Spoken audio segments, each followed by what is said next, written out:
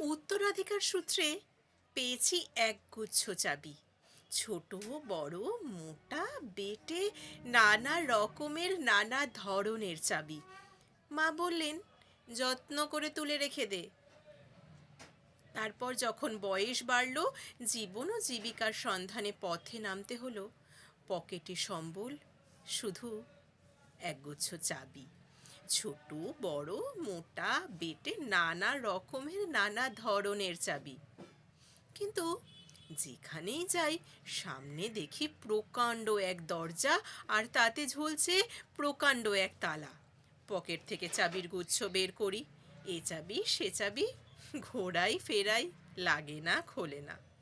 শ্রান্ত হয়ে ঘরে ফিরি, মা দেখেন আর হাসেন, বলেন, ওরে, তোর বাবার হাতেও ওই চাবি দিয়ে ওই দরজাগুলো খোলেনি, শুনেছি নাকি তার বাবার হাতে খুলতো। আসল কথা কি জানিস, এসব চাবি হলো সততার, সত্যের, যুক্তির আর নিষ্ঠার। এসব দরজা খোলে না।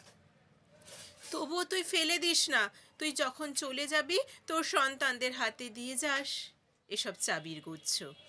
হয়তো তাদের হাতে, হয়তো কেন, নিশ্চয়ই তাদের হাতে একদিন ওই সব সততার, সত্যের, যুক্তির, নিষ্ঠার চাবি দিয়ে জীবনের বন্ধ দরজাগুলো খুলে যাবে, খুলে যাবেই। সলিল চৌধুরীর একগুচ্ছ চাবি।